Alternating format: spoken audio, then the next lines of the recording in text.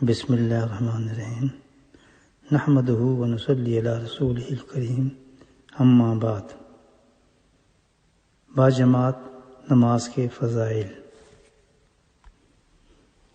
قرآن مجید میں ارشاد ہے برکعوا مع الراکعین، اور رکوع کرنے والوں کے ساتھ رکوع کرو۔ حضرت انس رضی اللہ تعالیٰ عنہ روایت فرماتے ہیں کہ نبی کریم صلی اللہ علیہ وسلم نے ارشاد فرمایا، جو کوئی اللہ کے لیے 40 دن تکبیر اولیٰ کے ساتھ باجماعت نماز پڑھے، اس کے لیے 2 آزادیاں لکھی جاتی ہیں، ایک جہنم سے اور دوسری نفاق سے۔ ترمذی۔ حضرت عبداللہ بن عمر رضی اللہ تعالیٰ عنہ سے روایت ہے کہ نبی کریم صلی اللہ علیہ وسلم نے ارشاد فرمایا، نماز باجماعت تنہا پڑھنے سے 27 درجہ افضل ہے۔ بخاری اور مسلم۔ حضرت عبداللہ بن عباس رضی اللہ تعالیٰ عنہ سے روایت ہے کہ نبی کریم صلی اللہ علیہ وسلم نے ارشاد فرمایا کہ جو شخص نماز باجماعت کے لیے مؤذن کی پکار سنے اور پھر بغیر عذر کے وہ جماعت میں شامل نہ ہو تو اس کی وہ نماز اللہ تعالیٰ کے یہاں قبول نہیں ہوگی۔ بعض صحابہ نے عرض کیا، یا رسول اللہ علیہ وسلم، عذر کیا ہو سکتا ہے؟ آپ نے فرمایا، جان و مال کا خوف ہو یا مرض کا۔ سنن نبی داؤد۔ حضرت ابو ہریرہ رضی اللہ عنہ سے روایت ہے کہ نبی کریم صلی اللہ علیہ وسلم نے ارشاد فرمایا، جس شخص نے وضو کیا اور وضو کرنے کے بعد وہ جماعت کے ارادے سے مسجد طرف گیا، وہاں پہنچ کر اس نے دیکھا کہ لوگ جماعت سے پڑھ چکے ہیں اور جماعت ہو چکی ہے، تو اللہ تعالیٰ اس بندے کو بھی ان لوگوں کے برابر ثواب دے گا جو جماعت میں شریک ہوئے تھے۔ نبی کریم صلی اللہ علیہ وسلم نے ارشاد فرمایا کہ تنہا نماز پڑھنے سے ایک آدمی کے ساتھ نماز پڑھنا بہتر ہے، اور 2 آدمیوں کے ساتھ یہ بھی بہتر ہے کہ جس قدر زیادہ جماعت ہو اسی قدر اللہ تعالیٰ پسند فرماتے ہیں۔ ابو داؤد۔ اللہ تعالیٰ کو جماعت کی نماز بہت پسند ہے۔ احمد۔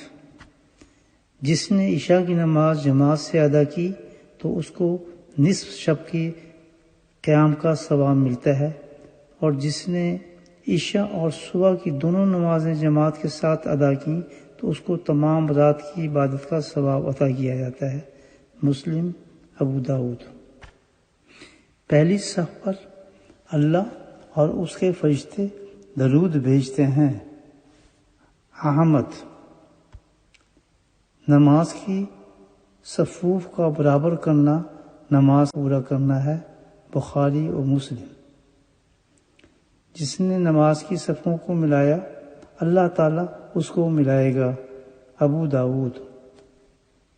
اللہ تعالیٰ اور اس کے فرشتے صفوں کی داہنی جانب درود بھیجتے ہیں۔ ابو داؤد۔ جو لوگ صفوں کو ملاتے ہیں اللہ تعالیٰ ان پر رحمت نازل فرماتے ہیں، اور اللہ تعالیٰ کے فرشتے ان پر درود بھیجتے ہیں۔ ابن حبان۔ حضرت معاذ رضی اللہ تعالیٰ روایت فرماتے ہیں کہ نبی کریم صلی اللہ علیہ وسلم نے ارشاد فرمایا کہ سب سے بڑا کفر اور نفاق یہ ہے کہ کوئی مؤذن کی اذان سنے اور پھر مسجد میں حاضر نہ ہو۔ احمد و طبرانی۔ حضرت ابن عباس ہی کی روایت ہے کہ نبی کریم صلی اللہ علیہ وسلم نے ارشاد فرمایا، جو شخص دن کو روزہ رکھتا ہے، رات کو قیام کرتا ہے، مگر جمعہ اور جماعت میں نہیں آتا، وہ دوزخ میں ہے۔ ترمذی۔ حضرت ابو ہریرہ رضی اللہ تعالیٰ ارشاد فرماتے ہیں کہ نبی کریم صلی اللہ علیہ وسلم کا ارشاد ہے کہ تم کو ڈر نہیں معلوم ہوتا کہ تم امام سے پہلے رکوع اور سجدے سے سر اٹھا لیتے ہو، کہیں ایسا نہ ہو کہ اللہ تعالیٰ لوگوں کا سر گدھے کی طرح مسح کر دے۔ بخاری۔ ایک اور روایت میں آتا ہے، حضرت ابو ہریرہ روایت فرماتے ہیں کہ رسول اللہ صلی اللہ علیہ وسلم نے فرمایا کہ جو لوگ رکوع یا سجدے سے امام کی قبر سر اٹھا لیتے ہیں ان کی پیشانی شیطان کے ہاتھ میں ہے۔ حضرت عائشہ صدیقہ رضی اللہ تعالیٰ فرماتی ہیں کہ نبی کریم صلی اللہ علیہ وسلم کا ارشاد ہے کہ جو لوگ نماز میں ادھر ادھر دیکھتے ہیں یہ شیطان کا اختلاس میں ہے، یعنی ادھر ادھر دیکھنا شیطانی حرکت ہے۔ بخاری، ابو داؤد۔ حضرت ابو ذر رضی اللہ تعالیٰ روایت فرماتے ہیں کہ نبی کریم وسلم نے ارشاد فرمایا جب تک بندہ ادھر ادھر دیکھتا ہے تو اللہ تعالیٰ بھی توجہ کو اس بندے کی جانب سے ہٹا لیتے ہیں۔ بخاری اور مسلم۔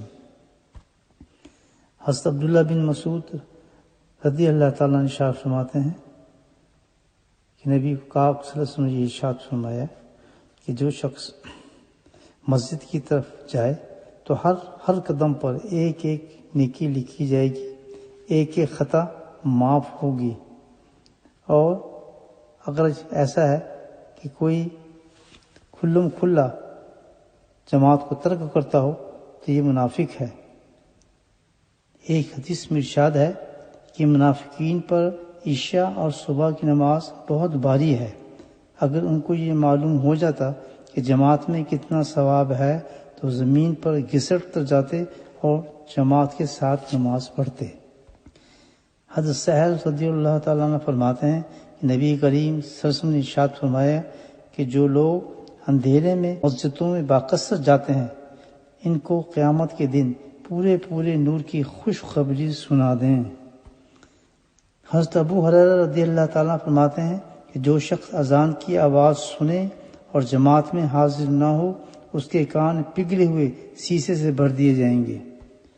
نبی کریم صلی اللہ علیہ وسلم کا ارشاد ہے کہ میرا دل چاہتا ہے کہ چند جوانوں سے کہوں کہ بہت سا ایندھن اکٹھا کر کے لائیں، پھر میں ان لوگوں کے پاس جاؤں اور جو بلا عذر کے گھروں میں نماز پڑھ لیتے ہیں اور جا کر ان کے گھروں کو جلا دوں۔